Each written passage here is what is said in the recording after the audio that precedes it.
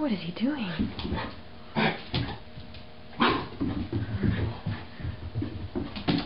Oh.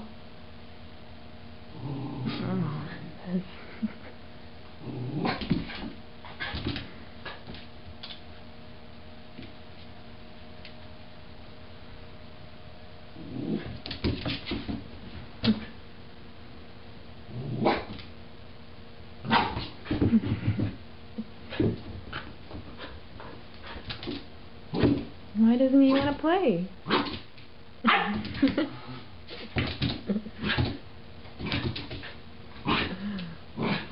His reactions are so fast, you know, like he reacts and the dog reacts too quick.